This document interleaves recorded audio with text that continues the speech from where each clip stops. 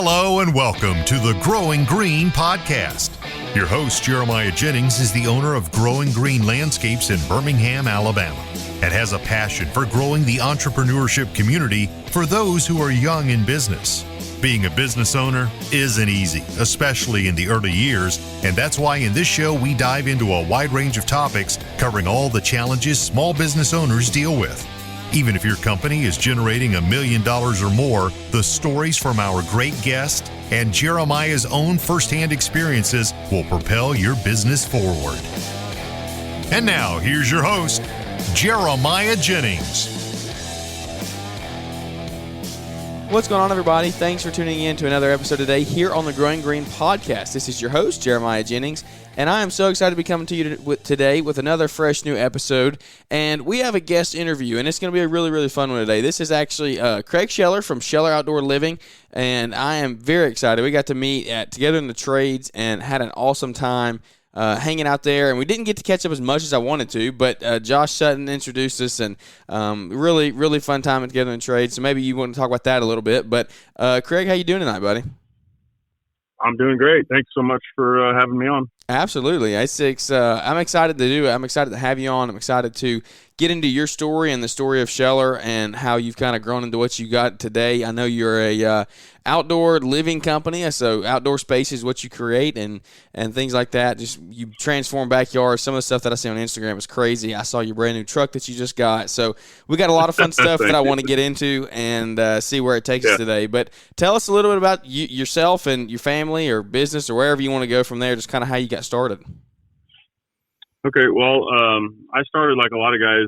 I started back in the late 90s out of high school. I'm 43, so I graduated high school in 97, and in my senior year, I started a company mowing yards, and I had mowed for neighbors and things, nothing commercial or anything crazy, but always had a passion for it and passion for outside, and so I started a small business right out of high school. Did that about 4 years. I figured out that I was really terrible with money, and I like to have cash in my pocket. And so sometimes when the cash was in my pocket, those weren't getting paid because there's no money in the bank. So I learned a lot about, how much I needed to learn in that business. And but it really got me started into the landscape industry, and I did my first patio and retaining wall and things like that back in that time. And I decided to go work for a couple of companies between about 2001 and 2008. I worked for a couple of landscape companies, worked in hardscape, and did some I was a maintenance manager, mowing manager for a larger company in Kansas City. I managed their mowing division and snow. And then I also worked for some framing contractors and learned how to frame houses and did some remodeling and just a lot of different aspects of construction type stuff. And in 2008, I opened another business on my own called Scheller Lawn and Landscape, and took the same route as I had done in the past, and started with mowing, got in front of people, looked for opportunities to do landscaping. And I was actually working with a lumber company at that time, and the recession was really starting to come in, and I was laid off. And my wife and I have been married about a year. I've been married 15 years, and we had just bought a house, and we had only been married a year at that time. So I was like, well, I can start mowing yards, and I'll start doing some other things. And we had actually went on our 1 year anniversary. And I was like, let's just go. We'll figure out the money later. We need to get away, figure all this out. And I got a call while I was there. I'd given a bid for some landscaping to start out with. And they called me the day we were coming back and said, hey, we'd like to move forward with that. And thinking back on it, I was like, it was like a $6,000 or $7,000 job. And I was like, this is amazing. This is exactly what I need. I can start, here this week. We'll get it going. And then we started doing mowing and kind of grew that business up. Had that business till 2015. Lots of things happened in there. We did maintenance for a few years, and then we kind of grew fast. And I wasn't really ready for that growth. Maybe hired too many people, Had a lot going on. We decided to cut the maintenance division and focus on hardscape installation and landscaping. And that was a really good move because it allowed me to focus. All along the way, I'm running these businesses, and I feel like I have a better grasp of money, and my wife's helping me some. But at the same time, it was like I was managing it in a way where I was like, she'd be like, "Hey, we need the house payment. Hey, we need car payment, or hey, we need this or that. Hey, this is due, or whatever. Bills are due." And I would just pull money out of the company, just like pull it out. And I was always paying my vendors and my guys, but I always felt like we were lost financially. It was like, how do you get ahead? Like, where's the money going? And I never really got a good grasp for that. And, which led to major burnout. Just feeling like I was spinning my wheels, 7 years of doing this, trying different things, going different directions. And, we had, a good crew. I've always had great employees, and we can talk a little bit about that.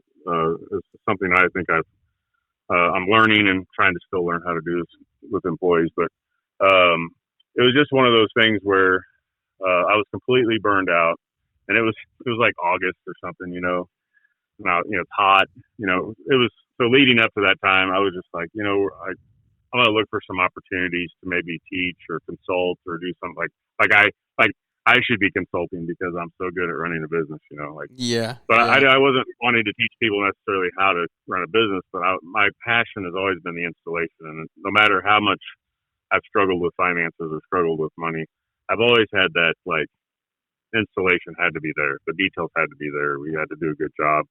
And that's maybe part of the financial problem, is not accounting for all of that time, or that what the value we were adding or value in our company. So anyway, in 2015, I went to work for a local nursery.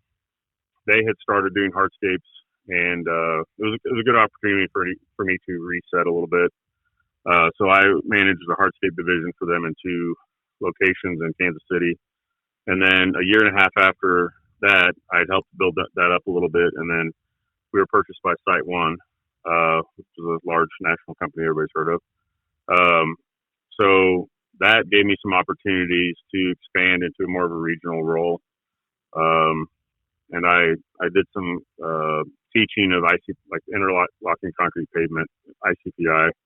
So I'd teach that class, and that was something I had wanted to do. So then I would teach classes with SiteOne, and I'd go to a few different events they'd have, and local landscape council groups and things like that. And so I stuck that up for a while. It was a lot different than what I got hired on to do, because of going from like a family-owned company to a corporate, publicly traded company.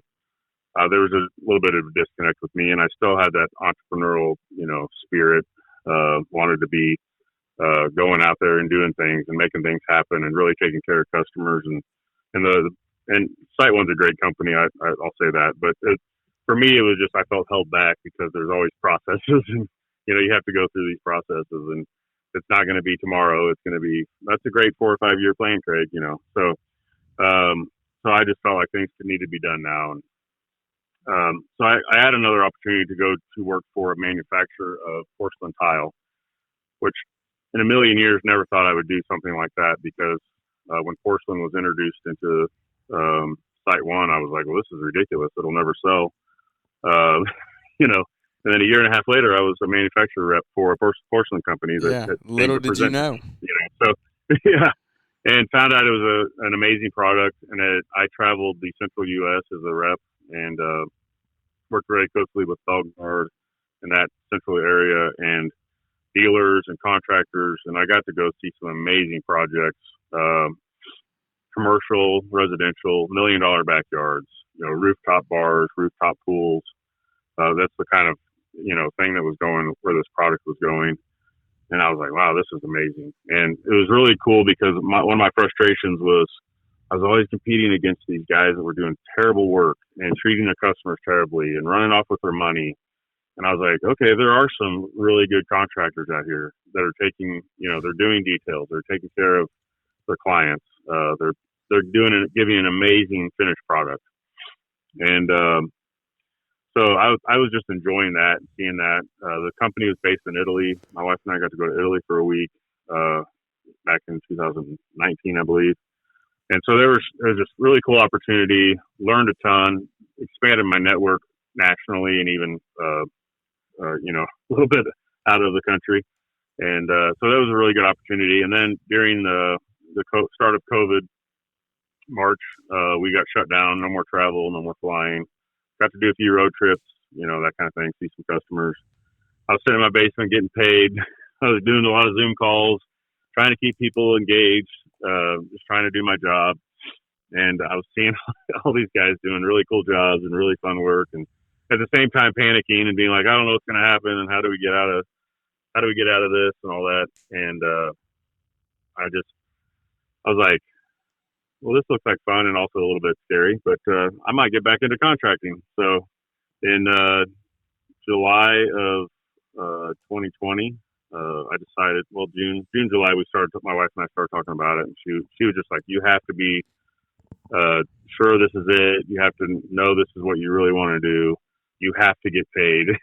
Yeah. You have, because we're for the last 5 years, I'm getting the salary and commissions, and we've kind of created this different lifestyle. Like, she gets a check every 2 weeks, and I, whatever. So she has a job, I have a job, but it's very dependable, very, steady, very, it's become very comfortable. It's secure, and I'm yeah. about to, and I'm about to make it really uncomfortable. Mm-hmm. So in August 1st, so it's been just over 2 years for us. August 1st, we started up. One of the guys that worked for me is a firefighter, and I called him up and said, hey, I'm thinking about getting back in. What are you up to? Are you interested? And he said, let me talk to my wife, and came back and said, yeah, let's do it. And so he works part-time for me. So he's been with me 2 years plus the 5 years he worked for me before. And it's fun to see him grow and him, take on new, he's part-time, but he helps lead the crews. He helps, new responsibilities. He helps. Yeah. There you go. New responsibilities. And he's really honed in on details, and he's like, if we have to cut, he's the guy. He's like, okay, Byron cuts, and if we all get nervous if Byron's there because we don't want to mess our cuts up. And he's really good on grade and slope of patios and laying out patios and laying out our pool digs and things like that. So he's a very, very, very big asset to our company, and works about 3 days a week, and we really appreciate when he does come. So he's a big part of our company and been with me a long time. And so that's kind of how I got to where I am. One thing that I mentioned before is that the financial parts, and I'm not going to say that I've got it figured out. I absolutely don't. But I think that what is important, and the one thing I committed to my wife and committed to myself, and committed to do, no matter how slow the growth would be, is that I was going to pay myself a paycheck every single 2 weeks, Mm-hmm. or twice a month, or however we set up the payroll. So that meant I had to hustle right away, and that meant I had to go get the work, and I had to be hungry, and I had to go find the work we wanted to do. And we started out taking what we wanted, taking what we could. And then I was behind the scenes, starting as soon as I knew I wanted to have a company. I'd seen all these projects and things. I was like, I want to do pools. I want to do fiberglass pools. We're going to get into that. And then I want to do all the work around it. So I want a general contract basically and do this. And it took about 4 months to get even hooked up with somebody. We started in August of 2020, and we didn't set our first pool till June of 2021. So there was a lot of time where we were taking projects that weren't necessarily like what I was going to plan to do forever, but we were selling them and doing them and completing them and building another portfolio and what Mm-hmm. we could do. And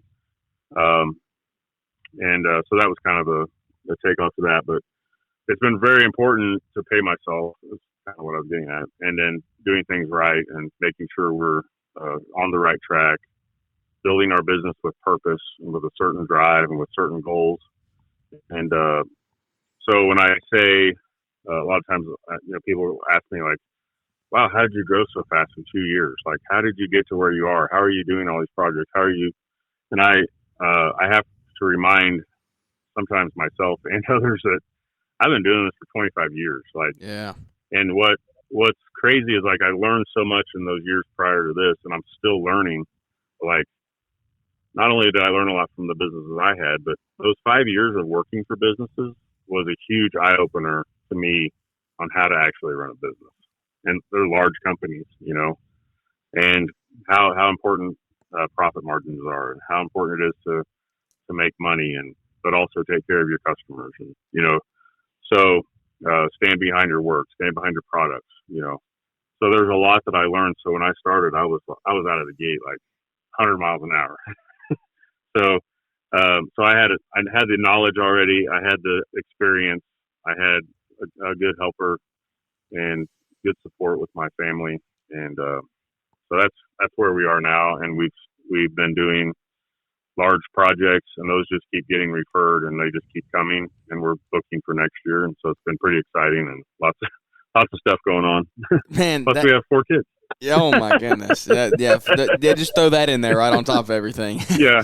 Oh yeah, we have 4 kids. My goodness, man, that is absolutely crazy. You learn something new every day, because I did not know that about. You've only been started back. I didn't know any of that history. So that is awesome, man. That is a super cool story. Wow, there's so much we could unpack. I feel like we could talk for 3 hours. I mean, we might have to do a part 2 here, because I know we were limited on time. But man, I don't even know where to go next. You answered like a ton of my questions before I even got to ask them. But man, so let's start simple, basics, kind of maybe back in the beginning. But you kind of answered just a minute ago. But I was going to ask you, how did you learn all this stuff? So this is a question that I like asking people, because I want to know how people are educating themselves. How are these guys that are doing big hardscape jobs, who are installing pools, who are running tilt rotators, all of these things, running excavators with tilt rotators on them, things like that. When I sit here and watch this stuff, I'm like, how are they educating themselves? How are they doing it? Because like, you didn't get a college degree. You just went to work, so it sounds like. And so is it just purely experience over the years of like working for these companies? And then in your answer here, talk to me a little bit about the benefits, like the pros and the cons of working for other guys and learning through other businesses as opposed to like doing it yourself. So I guess, you know, I have kind of I had a remodeling job when I was in high school. So my dad was a blue collar factory, you know, worker, and like we always, if something needed to be done, we just did it. If we didn't know how to do it, we figured it out. Yeah. And I think that's kind of like, sometimes that's just built from a need, right? So like my first business when I was coming out of high school, I did go to college for a 2-year degree, and I'm 5 hours short of finishing it because I was working the whole time I was going. Okay. And I was just like, oh, this is dumb. I'm learning more in the field than I am in this classroom. So I'm basically wasting my time. Yeah. But it was like a landscape, and it was a community college. It was a good program. I got to the point where I was doing the ecology and biology and botany, and I was like, well, I don't need to know all this, you know, which probably is not true. I probably needed to know it. But so I kind of gave up on it, but I was working a lot. So, but the first patio I did was somebody called me, and I think I was mowing their yard, and they were like, we want to do this patio back there. And it was 2 levels. It was maybe 300 square feet. I mean, it was tiny, and a walkway. I had no idea what I was doing. So I called somebody, I can't remember who it was, and they're like, call the Pavestone rep. And back then in Kansas City, the Pavestone rep was a guy named Pat Williams, I believe. And that guy was a wealth of knowledge. And that's where, like, if you are starting out, or you're in the lawn business, or you're in, maintenance or something, and you want to branch into hardscape, you got to find the hardscape rep.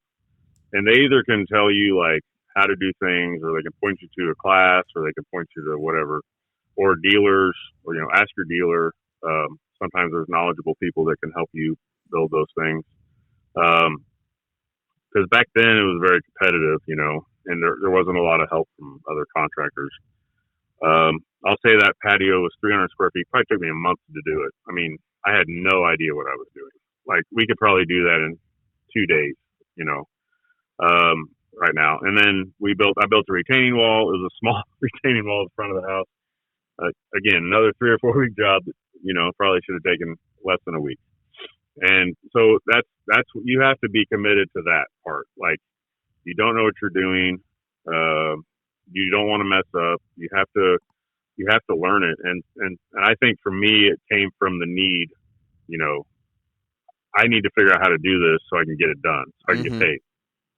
And at the same time, we were mowing yards and doing mulch, and I was a licensed applicator. And so I had a lot going on, a couple of guys working for me, and we were learning all that together. So we went to a class that Pavestone put on. I mean, this was in 2000, 1999, 2000, somewhere in there. I mean, this was years ago. Like this was generation 1 pavers and split, 3-face wall or whatever.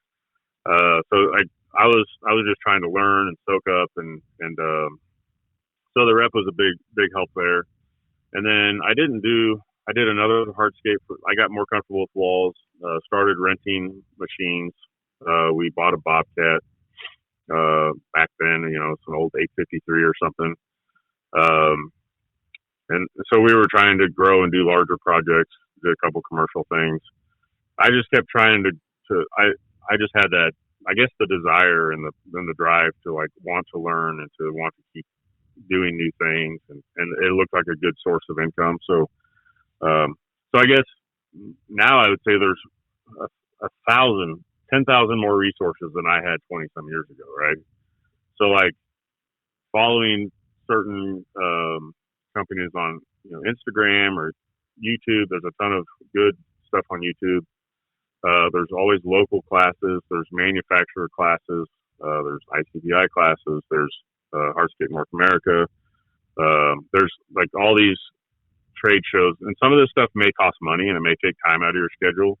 But if you really want to learn and craft and do all that, you need to absorb what you can out of that, and then you can dive into it. And if you have an opportunity to go, say, work with a company, maybe it's outside of your area, maybe you have somebody inside your area that would work with you. I think that's a good opportunity where you can go shadow or watch a job in process and just be like, hey, I'll help you for free, or they may charge you. I don't know. This kind of depends on the person you're working with and their knowledge level. But don't be afraid to go ask for that help, and see if somebody can guide you. But the only way to get the real experience is to do the work, and that's the challenge. Because you have to be mindful of what you're charging your customer and the level of quality that you're going to give them by starting out. So a lot of people will be like, hey, if your aunt or your mom or your sister or whatever they want to do a patio, say, hey, get your manufacturer or dealer, say, hey, I need 2 pallets of pavers. They might give them to you, right? Or deeply discount them, or maybe they have some stuff in the back. And then get some knowledge, maybe go work that one little project and kind of get some, this is how long it might take me, or this is a challenge I didn't think about. That's a good way to do it if you can find, a situation like that as well. So you can kind of get a little bit of knowledge without maybe charging, but somebody's helping you pay for it. So, yeah. Yeah, 100%. I've heard people talk about just doing little trash can pads for your grandmother or things like that. Yeah. Little ladies in the neighborhood. Yeah. Just easy stuff like that. Yep. Get into it. It's the same concept. It's just the scale growth. Yeah. Exactly. Yeah, for sure.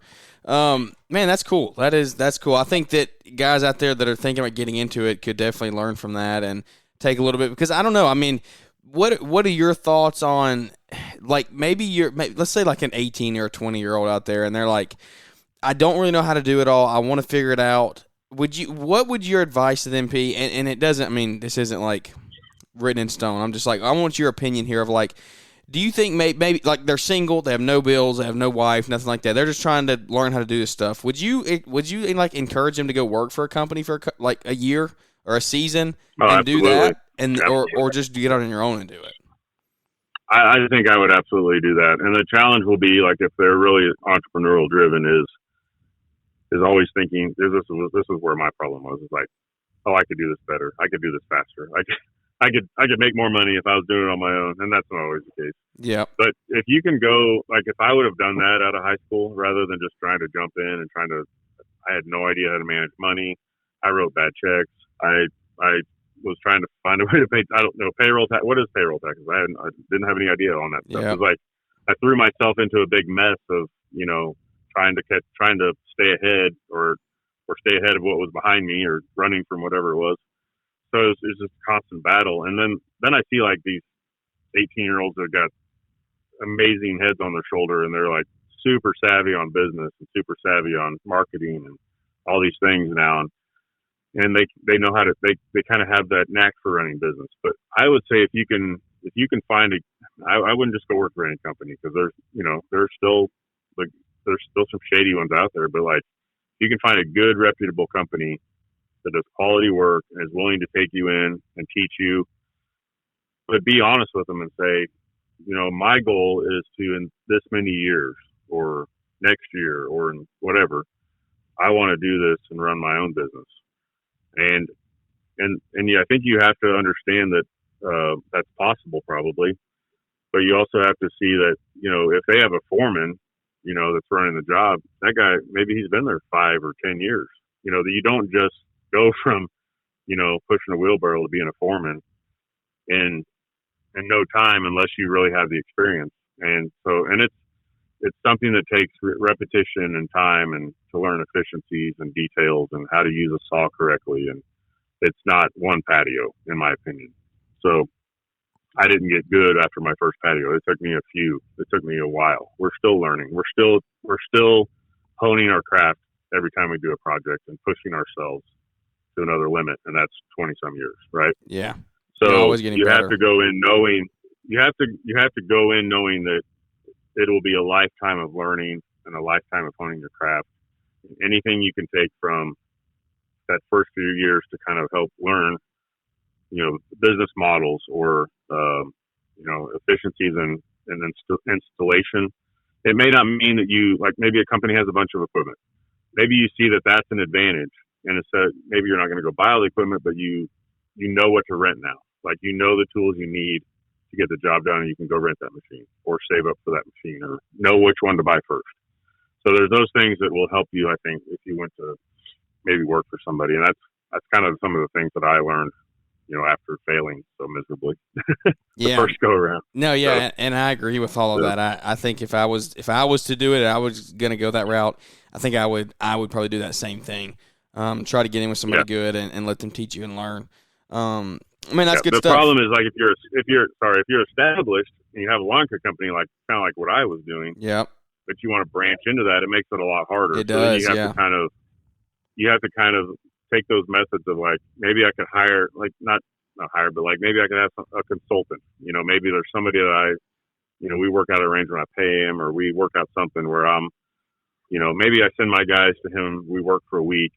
I'm paying my guys. We're helping him, and he's teaching us. There's other ways of doing it to kind of get a better feel for hands-on, how things work. So yeah, and you might have to get crafty. It's tricky when you're already in business. Yeah. And I agree with that, because like that's where I'm at, is like I have a lawn maintenance company and landscaping company, and I've toyed with getting into that type of stuff, hardscape, more outdoor living projects, but it's exactly like you're saying. Like, I'm in business already. I've got a business that I have to keep running. Like, I can't just run it in the ground to quit and go do something and try something else if I don't even know if I'm going to like it. So, exactly. Man, that is good. That's really good stuff. We're already at 30 minutes. My goodness, time is flying by. This is too good of stuff. Well, tell me about. So, like, you said you're doing pools, right? How did you get into pools? What made you want to go that route?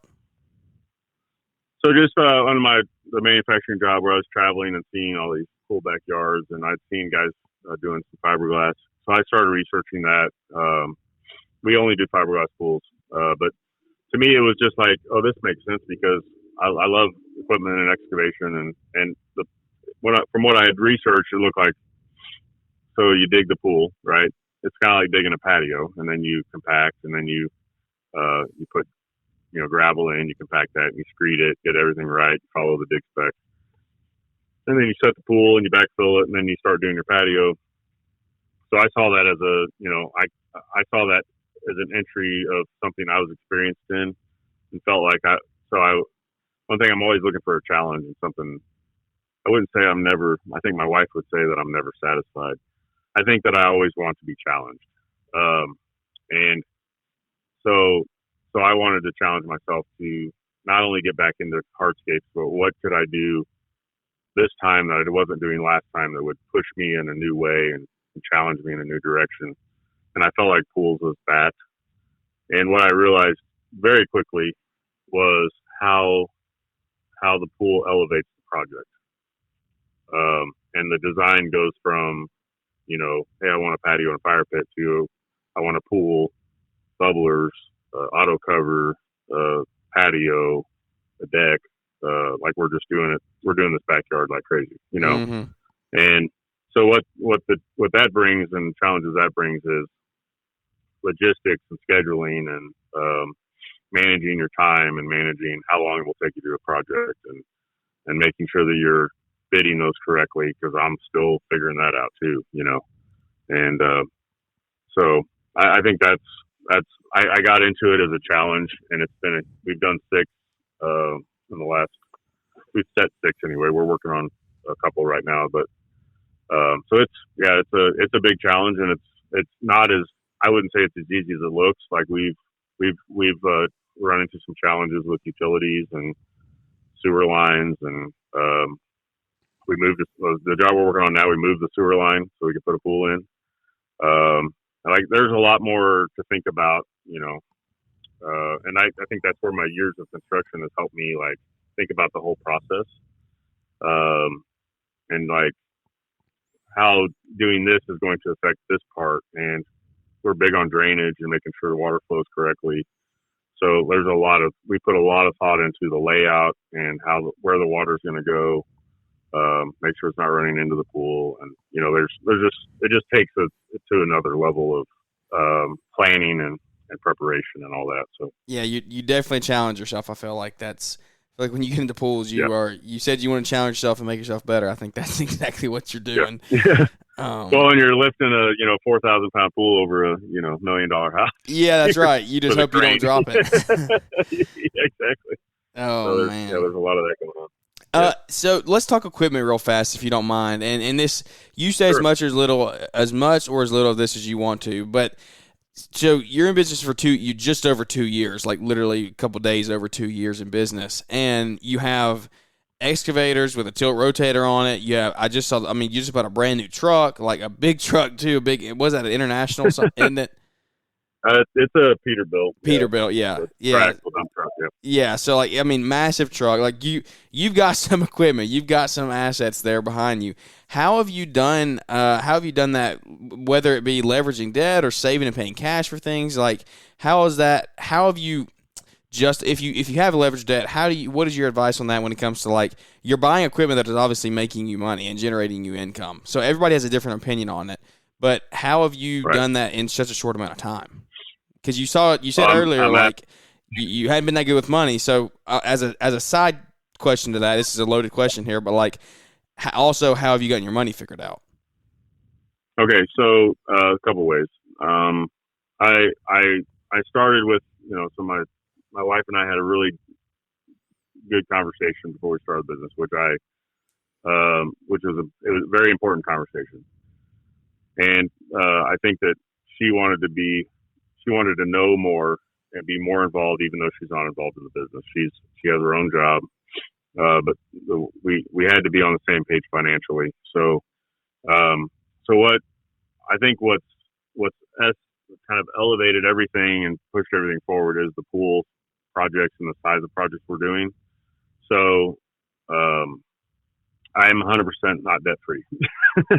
I do have debt, and I just added quite a bit with that truck. So what I do is I look at the opportunity, and we haven't really talked to all employees, but for the first year and a half, I was really struggling with employees. I had Byron, who was our part-time firefighter, and then we had some summer help. Nobody that really wanted to stick around and be there the whole time, And so I just kept going. Okay, what can I do because I don't have help, and what can help me make me more efficient? And I knew that equipment was the way to go.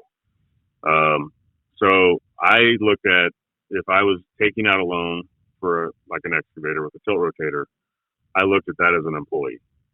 I said, okay, I can put this much money down and I can pay this much a month. And it's actually less than an employee, and I can have it anytime I want. The first thing we bought was a Ditchwood 1550. That was the biggest in our 1-ton dump truck. That was kind of how we got rolling. And that's how we worked our smaller projects as we worked up to pools. And then I think it was about March of 21, I got the excavator and then got the tilt rotator put on. I ordered it all at once, but we also went with a really good machine. It's a Stanny that's about $20,000 less than the size in a Cat or a Kubota. You know, it's not a big fancy name, but it's a great machine. And because I saved that $25,000, I put a tilt rotator on. Yeah, and how has that paid off for you? Oh my gosh! Could you imagine life I wouldn't own it. I don't think I would have it. We actually demoed a machine that didn't have it. I was like, how do I even? Where are the rollers? How do I operate this? Yeah. So that's it's been a huge help. We can stay.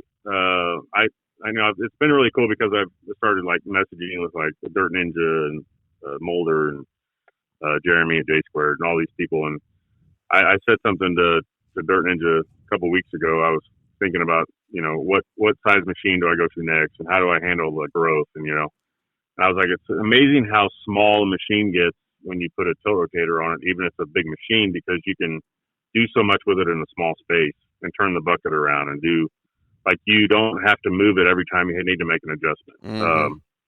So it's the Swiss Army knife of hardscapes or any kind of excavation, in my opinion. It's amazing, and we have forks for it, and we set pavers with it, and we just do all kinds of stuff. We make that machine is part of our team. Like, it doesn't just dig pools. That's the nice thing about the tilt rotator, and you can use that thing for so many different things. Backfilling walls. We use it for river rock when we're doing landscaping. It just makes everything so much easier. Yeah, and one of the video that comes to mind of when I think of it is the one I saw the other day of you picking up the rocks when you were building that wall and just moving them like with no problem, and then getting the bedding where it needed to be, and then putting it back, and then moving it you just no struggle at all. Right. Yes. So I built a big limestone wall. You know, there's all kinds of things you can do with it, and it makes it. And what I was thinking when I was purchasing that was like, what if I lost Byron, or what if I lost, you know, all my employees and I still had to make money? Like, I need this thing. Yeah. You know, I can't do these jobs that I'm doing without a machine like this. And that's kind of what helped me justify that. So, and then last December we bought a Kubota 97 just because the 1550 is a great machine. We were moving a lot of material, and the equipment's really challenging to find, and it keeps going up in price. And I guess my mentality has been is if it's available and I can get it and I can justify it, I'm going to buy it. And then if I feel like this is not going to work for me, I'm just going to sell it. Yeah. And I think I can get what I paid for it or close to it and be like, okay, that was a stupid mistake. And so far, every piece of machine I bought, we're putting hours on it. We're using it like crazy. And it's been a huge addition to what we're doing. Yeah. And so right now we hired a guy back in April. He's really strong in like landscape and lighting, and so he's fitting in real good on like the mix of stuff we do. And he seems to be very excited about what we're doing and learning more of he's done some hardscape, but like learning that process. And everybody that's worked for me, and the day we set a pool is like it's really, really cool. Like it's one of the coolest things you can do is, you know, fly a pool, dig a hole, you know, get it ready. It's hard work. It's a challenge. It's a mess. It's kind of like doing concrete. It's like hurry up and wait, you know. You got to get ready, and then you got to get everything. And things don't always go great. Everything always is a mess. It's a challenging couple of days. And then when you set it and you put your laser on it and it beeps, or it's within a quarter inch or half an inch over 40 feet, and you're like, yeah, we just made a hole that's a slope, and now it's flat. You know. Yeah. So there's really cool things in our. You know, it's really fun to see that in the team. But yeah, man. So the equipment, what the equipment makes everybody happy, right? Yes. So we work hard, but the equipment helps us not work. Like we move hundreds of yards of dirt and go home and feel like we haven't done much because we're doing it with equipment. Yep. You know, and that equipment never gets tired. Fun. Right. I know we're getting close here to time, and it's been really, really fun going at 40 minutes. I think my last question is, and you're kind of already leading us in there, is that equipment, like, how has that helped with your employees, your team morale? Because you said you had problems with employees the first year and a half, but I think you said you sound like you got it kind of little figured out more here at the end. So what is working for you? How are you seeing success? So I think one of the things, I mean, equipment is definitely a thing, right? It helps us to be more efficient. It helps us to be less tired. You know, it helps us to be a little bit more focused, and then not be so, dog tired at the end of the day. And we try to use our equipment as much as possible. But so equipment is a big piece of it, and seeing how much work we can get done with less effort physically and not beating ourselves up, constantly. But also, like, one of the things I really try to do is transparency and involving the guys in the decisions. Like a couple months ago, I said, should I buy a dump truck? And they're like, yeah, you definitely should. And it's like, I'm looking for an opportunity, and I'm like, well, if we do that, we got to hire a driver, and we got to do this, and this is what it looks like, and this, we hire a guy that we never see, basically, and then we use that so there's a little bit of strategy there. So, like, hey, what do you guys think of moving up to the next size excavator and rotator? Or what do you guys, like, this tool, what do you think about this? And I'm pretty open about how much it costs and what the investment's going to be, and that how it will help us. And we discuss those, like, there's three of us, but we're like, it's really cool to get them involved, and because they're already seeing the difference that the machines that we're using are making. So when the reason what sparked the dump truck was we on two jobs we hauled off for days, and I was just paying these dump trucks, and they're hard to find, they're hard to get. It's like different sizes, you get a different driver every time, and it's like, so I started looking into it. Dump trucks aren't available. I found one that was available. Drivers aren't available. I found one that was available, or he wasn't available. I had to kind of steal him, but at the same time, we brought him into that culture, right? And now he's excited, and now everybody's excited, and that truck will be used for our haul-offs and bringing gravel in and things like that, but it's also going to be hired out. He's going to be driving for other people more than us because there's a big need for trucks. Yeah. So to me, that was an opportunity, which is not something that a lot of people would do, but I just felt like it was a good move for us, and a few years down the road, when that thing is more paid for and we're more comfortable with it, and we're doing more work, and we can actually utilize it a little bit differently then. So it's more of a long play than it is right now. So, but the employees is like, I just try to keep them, I try to keep them involved. I want them making decisions. I want them spreading their wings. I want them to do things and then see, I'm trying to be better at, like, just do something without asking me if that's the way I want it done, and see if it turns out okay. That's the way I'm pushing myself, and then it kind of gives them a little bit more ownership as well. So I'm super excited about the guys we have. It's been a real fun the last few months. Yeah, man. Seeing the growth. So. Yeah, that's absolutely awesome. It sounds like you found a problem and you're going to fix it, and that's what entrepreneurs do. I mean, that's what we do as business owners. I feel like you see a problem and you fix it. Well, man, I got one final question. We'll wrap this thing up. It's just pretty simple. What is your why? I think obviously, like, I want to create a great,